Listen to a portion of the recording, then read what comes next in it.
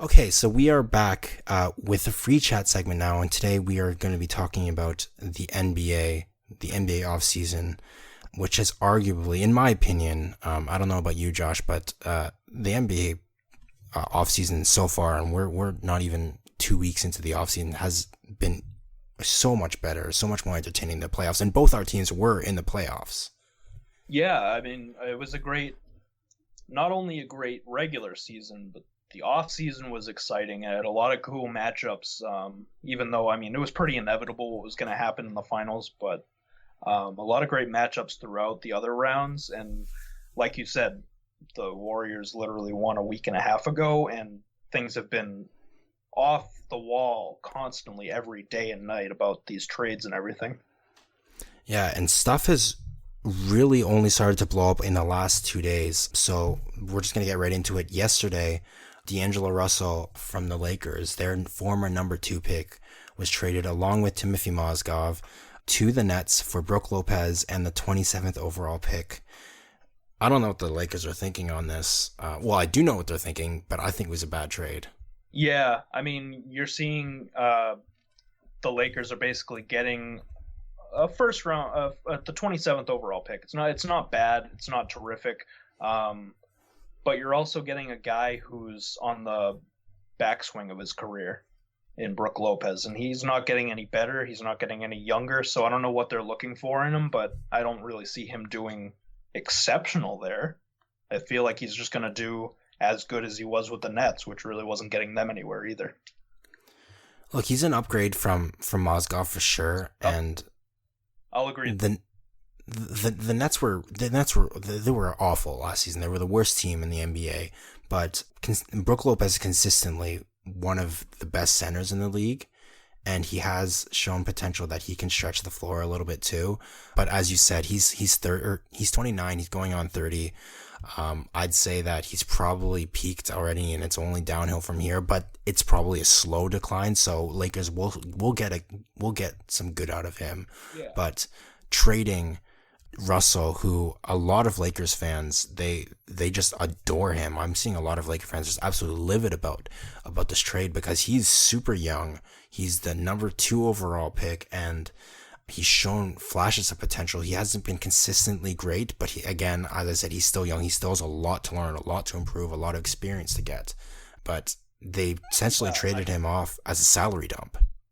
right. And it was a surprising move for the Lakers, and a lot of people were joking about how he outlasted Nick Young, which we'll get to later, but not by much, apparently. No. It was like a day, what? Yeah, a lot of That's kind of jokes were weird. being made about those two. That Yeah, Nick Young's finally free to do whatever he wants without right. D'Angelo Russell doing anything. But I mean, it didn't really make sense to me either for the Lakers because, you have D'Angelo Russell, who's pretty good. He's just on a bad team right now. But if the Lakers are looking to draft someone like Lonzo Ball, it doesn't really make sense that they get rid of one of their guards yeah, or like with or like for them their star. You know what I mean?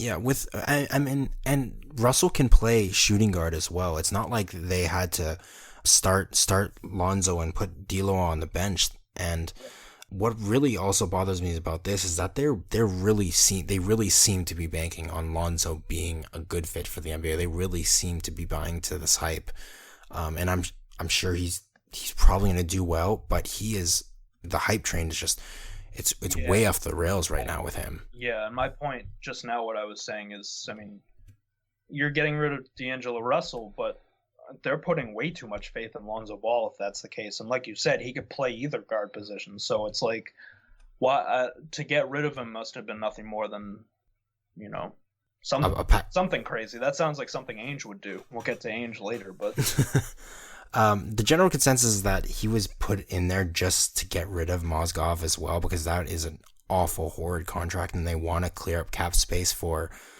Paul George next season, right. which again we'll get to, and potentially another all-star superstar. And there are rumblings that LeBron's going out there, but there's rumblings about LeBron leaving all the time.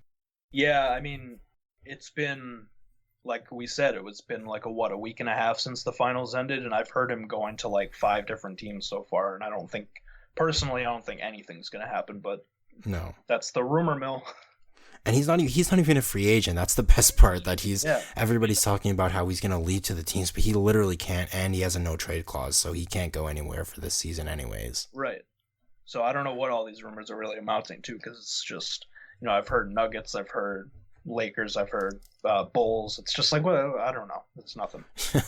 Yeah, him teaming up with with Wade again, that'd be interesting. Yeah, right. So there was another big trade that happened yesterday. Yesterday was just nuts. Dwight Howard was traded to I almost said New Orleans Hornets, the Charlotte Hornets. I will gladly admit that I got confused when I first saw the trade, because I figured, why would they get Howard when they have Davis and Boogie? And then I realized, oh shit, they haven't been the New Hornets for years. 3 years, yeah. Actually, funny story. The reporter who broke that, I think it was Mark Stein from ESPN, or formerly he got fired. I think ESPN's firing everybody. Yeah. But I'm pretty sure he wrote that Howard was traded to the Bobcats. That's awesome too. Jeez.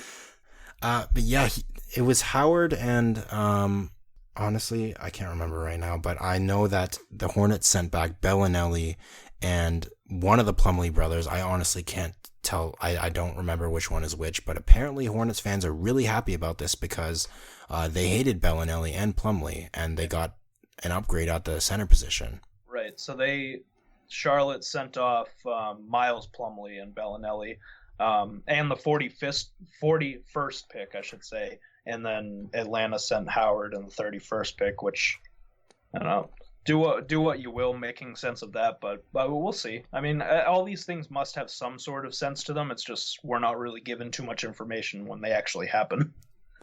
Yeah, and just kind of as an add-on to the Hawks side sort of thing, the rumor is that they might be trying to shop Paul Millsap too, so they might be going on for a full rebuild, which it looked like they were going to do when they traded Korver away, and then they just didn't trade Millsap away at the trade deadline. Right. And then they tried to contend, and they made the playoffs, but didn't really go anywhere.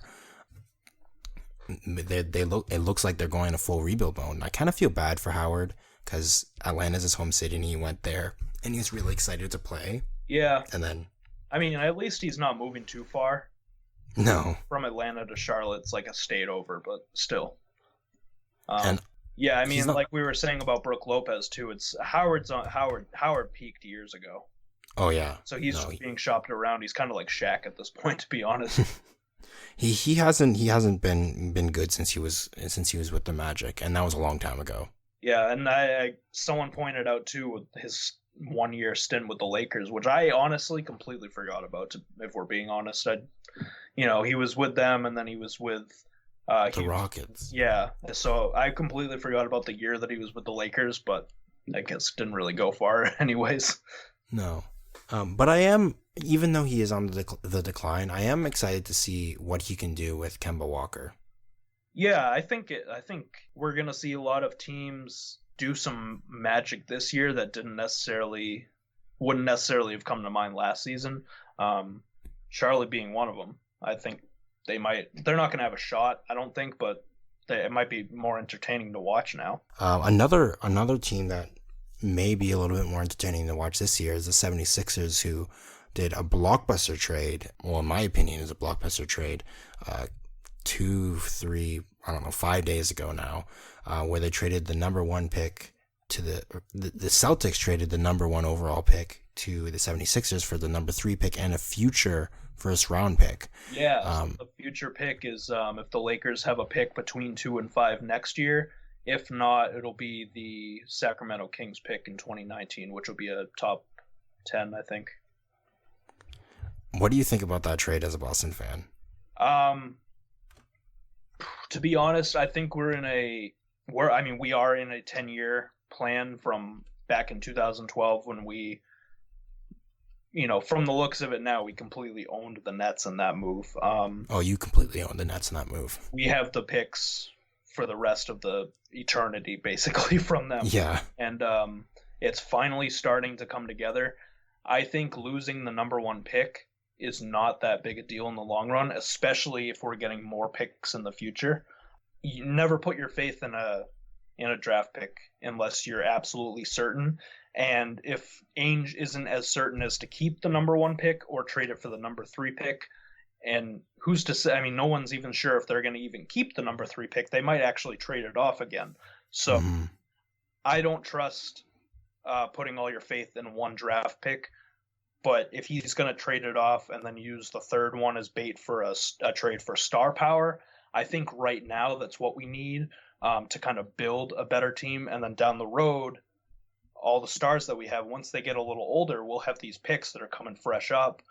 It might be a different story. So I think that's the angle that Ainge is trying to play. But again, it's Ainge and no one ever really understands him. So, I mean, that's my quick thoughts. I think it will benefit us if we can get a star out of it, but I wouldn't have held my breath if they kept the first round pick, the first overall pick, because it doesn't really excite me that much, to be honest.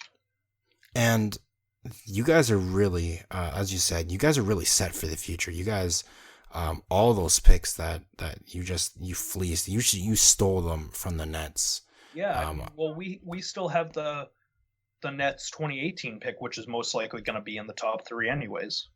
Yeah. So to get rid of the first round pick, or the first, I keep saying first overall pick, just to get the overall third pick, doesn't really matter, because if you go next draft is supposed to be even more stacked than it is in this year. So personally, I think that it's kind of smart to trade up and get a star right now, just to set yourself for a good team for the upcoming season. That's personally my thoughts. Now, when the 76ers end, they've basically already confirmed they're drafting Markelle Fultz. Yeah. And he seems to be exactly what they're looking for. But the problem is, can Embiid, can Simmons, can they stay healthy? And will Colangelo's plan work? Yeah, I think they're trying to follow the same thing the Celtics are doing, where they're trying to get as many young guys over the next however many years to try to reshape that franchise. I actually just read a couple hours ago that apparently the Sixers had a sellout record for season tickets for this coming season, so they must be open for something. I mean, it's like a complete turnaround from what they normally are. Yeah, and I love Embiid. I think he's hilarious. I follow him on Twitter. I mean, he literally just tweeted commenting on the Porzingis situation. I don't think they're in play for Porzingis at all. But he's making fun of the entire situation. He's such a fun guy, and I really hope he can still stay healthy, because he is electric when he's on the court. Yeah, and that goes into what I was just about to say, is that when he was healthy, he was basically my secret weapon in fantasy basketball this past. When he was on, he was one of the best guys in the league. Oh yeah, at his position, I should say. And we haven't seen anything of Simmons yet. And if this team can stay healthy, they're going to be really good. And 76ers, the Celtics, and the Bucks are, barring injuries, they are the future of the Eastern Conference, in my opinion. Yeah, no doubt. I mean, I think especially, say 5 years from now, you're going to have a Eastern Conference or Eastern Division, even Atlantic Division, where Celtics and Sixers are going to be red hot on each other's tails the entire season. Yeah. That's if they stay healthy, but I think they have a good shot at staying healthy, barring any unforeseen incidents. And if Bruno can turn out to be the Brazilian Kevin Durant, I fully believe in, maybe I'm delusional, but I really believe he's going to have a breakout season this season. Maybe we can sneak in there a little bit, but things possible, man. Speaking of the Raptors and my hopeful landing destination, I don't know if this is it's probably not, but Paul George, this whole fiasco, he says he wants to be in the Lakers. It's a foregone conclusion when he becomes a free agent. So it makes sense for the Pacers to trade him and not lose him for nothing. So where do you see him, or do you even see him getting traded by tomorrow or by the end of the offseason? Yeah, with Paul George, it's kind of been a head scratcher for me with all these talks, because it's like the LeBron situation where you've heard of so many teams that he could potentially go to. He could potentially go to any of the teams. I mean, Mm-hmm. no one really knows. I mean, the Lakers, it does seem like a good destination for him. People were saying like the Cavs were gonna, which doesn't make much sense. So I really don't know. I'm not gonna hold my breath over him getting traded by the draft, but I mean, like we've all these topics we've covered, anything's possible. I haven't really given much thought about him because it hasn't really been a tangible thing yet. Yeah, because there's been so many conflicting reports. First, it's almost a done deal that the Lakers were sending Clarkson or Randall plus the 27th and 28th pick over to the Pacers for George, so he could be there for a season earlier, which really doesn't make much sense to me. Then there was the rumors he was going to the Celtics, and then there's the rumors he's going to the Cavs, and then the rumors, the latest ones, is that he wasn't even going to be moved at all, or that he was going to be moved by today, and then nothing happened, and there's just so many voices in here, so many conflicting sources, and part of me can't help but think it's Paul George's agents putting information out there to try to make people want him more and offer more for him. Yeah, I'd say the same exact thing goes for Jimmy Butler, where all these things have been being said about him, yet at the end of the day, whether it be Celtics, Cavs, wherever, he's basically said, he put out in his own words that he wants to stay in Chicago. So at the end of the day, it's like, is any of this even real, or is it just a bunch of talk? And we had literally the same two people, the same names were being floated around at trade deadline as well, and nothing happened. Yeah, exactly. Like I remember the Celtics were red hot until the actual minute the deadline hit. Mm-hmm. They were like, oh, we're going to either get Butler or George. Yeah, I remember that. I didn't think so, and we didn't, but people were saying that like their life depended on it. But I will say this: all it takes is one tweet from Adrian Wojnarowski something. All it takes is for one tweet, and that changes the landscape of the Eastern Conference for the rest of this year. If he's moved out or if he's moved into a different team, that changes everything, and suddenly the race becomes a little bit more tighter if he's traded to a contender, because either one of those, Jimmy Butler and Paul George, they are both incredible offensive players, and they're great players in a team setting. They're great defenders, and they're an asset that any team would want, and any contender, it would really boost them. Yeah, absolutely. And if we're talking about these stars going to different teams, we got to throw Porzingis in there too, because into this conversation, because he is the more recent name that's being shopped around. And Phil Jackson, I mean, he's like throwing him to the curb basically. I don't know what Phil Jackson's doing. Honestly, this is the one that doesn't make sense for me at all, because he's literally on his rookie his rookie contract. Right. Or was he a rookie this past year? I can't remember. I might have been a couple years ago, but even so, I mean, he's only 21. Yeah, he's on a cheap contract in a landscape where Mike Conley is being paid so much money, and max contracts are just through the roof, and he could demand more if he was a free agent. And Phil Jackson is just, because he doesn't show up to one exit meeting, he wants to shop him around. Doesn't make much sense to me. Yeah, and I mean, we were talking before the show started that, you think of Phil Jackson, and he's saying all this stuff about wanting to trade Porzingis, but the player that we heard more about him wanting to get rid of this past season entirely was Melo. Yeah. Kind of seems like they're making like a completely different angle for themselves now. I don't know. It makes sense what Phil Jackson's thinking, but to get rid of Porzingis, who's like, if Melo weren't on the team, he'd probably be the fan favorite.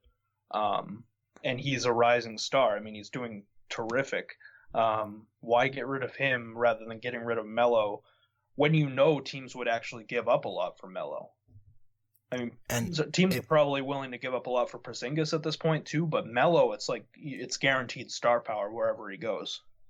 Yeah, and it makes more sense for them to trade Melo anyways. He's getting up there, and if he's traded to a contender, he'd probably enjoy that more than on a rebuilding Knicks team that doesn't really seem to be going anywhere.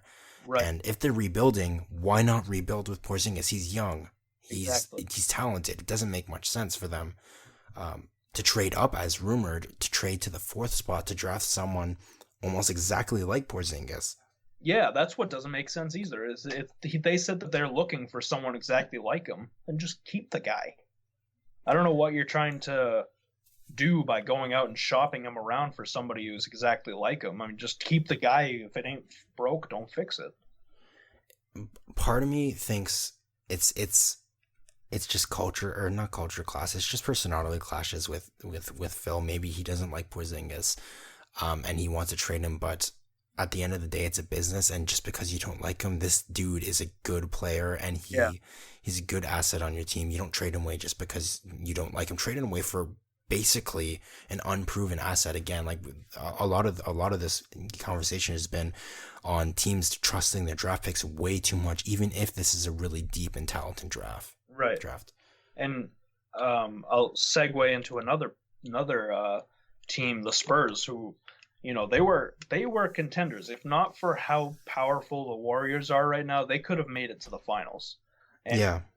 They're actually, I've heard rumors about Chris Paul. He's a free agent. He could be going to the Spurs, which would make them ridiculously powerful. But then you have a trade. We just heard about this like about a couple hours ago. They're looking to trade LaMarcus Aldridge to get a 10th, one of the top 10 picks for tomorrow's draft, which, if you're the Spurs, they're not really in a rebuilding situation. They're somebody who I feel they would try to be tacking on players to their team instead of getting rid of their stars to make room for a top 10 pick, which I could see if they were really pushing for a top 3, but top 10, I mean, why would you do that? Yeah, it seems really reactionary, honestly, because LaMarcus has been on their team for 2 years now, and he didn't have the best postseason. He kind of disappeared a lot in the Warriors series, but they were without Parker and without with their best player Kawhi. Yeah. So that may have had an effect there too. But it seemed the guy's still a number 2 overall pick. He's still a former All-Star. He's still a great player. I don't know why people are so down on him. He didn't have the best season, but he's still a great player. Yeah, I mean, I've been talking to some friends on and off about him, but I think he did a great job more than anything stepping into Tim Duncan's shoes, because he's been starting, and I've been telling people too, maybe it's how Pop is coaching him, but he's starting to play like Tim Duncan. Not as good, but he's starting to play. You can tell the similarities.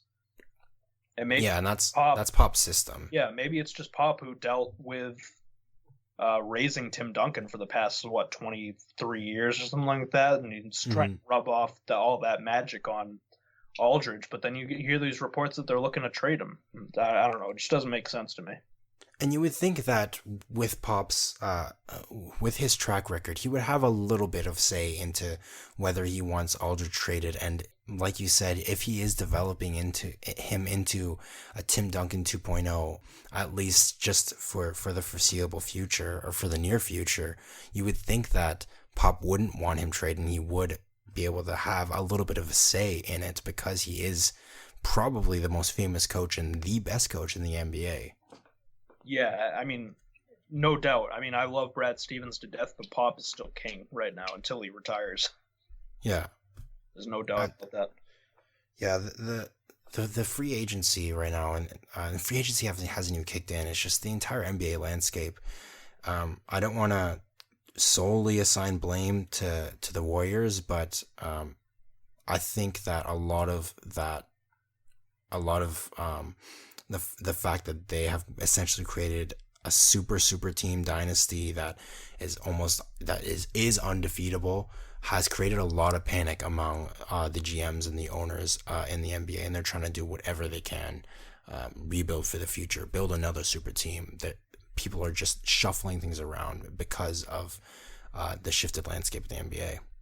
Right, and I think too that with how the Warriors are right now and how unbelievably talented they are, as much as I don't agree with how stacked their team is, you can't deny the talent. And I feel like you said, with other teams, with other GMs, it's almost like a race. It's like it's not good enough to get good players and become a contender, it's like you have to get better than the Warriors at this point. Mm-hmm. It's like the mindset that's going around the entire league. And that is so hard. Yeah, it's to not, get better than the not Warriors. good enough to make the playoffs. You have to go in with the mindset that we want to be better than the Warriors, which is it's understandable from a competitive stance, but as a spectator, it just, do your own thing. Warriors fall eventually. It's not going to last forever. And that's what I like about our GM Masai Ujiri, or he's our owner, but he's our president, but he's the GM basically. He keeps a really tight office. He doesn't leak anything, so when something drops, it comes out of nowhere, and you don't know that Raptors are in the mix. Yeah. But he has a very cool head. He's not reactionary to the point where sometimes it's actually frustrating where he doesn't make moves, but he stands by his players, and he knows the talent on the team, and he doesn't do any knee-jerk reactions. In comparison to some of the other GMs out there, like the Kings GM or some other ones out there. I mean, Danny Ainge too. It's like we were so psyched to have that first pick, and then all of a sudden he just says like, "Oh, we're trading it off," as if it was nothing. Like, oh, okay. Yeah, I saw some jokes that Ainge was just trying to build up a profile so he gets the entire draft in like 2080. Yeah, and I mean, dude, that's way too accurate for me to even laugh at because literally he's just stockpiling picks and then gets rid of half of them, but he doesn't do anything with them, and there's no telling if half of them are even going to be good. Yeah, hopefully you guys can figure it out. I'm not praying too much that you guys will figure it out, because if you don't, that means the Raptors would be a little bit better, and maybe we can beat the Cavs. Yeah, I mean, you can count us out of Josh Jackson, because I don't know if you saw, but he refuses to practice for the Celtics before the draft now because he didn't want to practice with them if he wasn't a surefire pick for them. So now we might be actually looking at Jason Tatum. So yeah, the pick tomorrow. Yeah, if you guys keep it. I'm expecting today was a little bit of less of a crazy day than it was compared to yesterday with all the moves and all the rumors. But yesterday, leading up to the draft, I fully expected to be just a shit show. Yeah, tomorrow, the hours leading up to it, I wouldn't expect if we got some bombshell stuff. Yeah, and then this episode, which is probably going to be released on Sunday, will be completely outdated, but yeah, that's okay. Right, I mean, hey, it is what it is. We covered the stuff that we needed to cover. It's all pretty recent stuff anyways, and it's all good conversation stuff. So with that, we both did cover the draft a little bit. You expect the Celtics to take Tatum or Jackson, but Jackson, I don't know. The rumors for the Raptors is that they might be looking to move up, but I think that might be just a smokescreen. Where we might probably be sticking with a 23, or maybe, fingers crossed, hoping, praying, we trade it for Paul George. But I think that's going to be it for this extra long episode. I don't know how long the full running time is going to be by the time I edit it out. But it was really great talking to you, Josh. It was really fun to have you. I hope you can come on again. Oh, absolutely, dude. Thanks for having me. I mean, that's what my lifestyle is. It's movies and sports, basically. So anytime you want me to come on, I'm here. And that's my lifestyle too. If anybody sees my Twitter, that's about it. That and memes in there, but usually they're movie or sports related too. Right. So, where can people find you on Twitter? You can find me at J_Sazin. Same thing with Instagram, Letterboxd, all that kind of stuff. And I will put that in the description below. You guys know where to find my stuff. Again, it's in the description. Thanks for listening. If you made it all the way to the end for this extra long episode, thank you. And I will chat with you guys next week.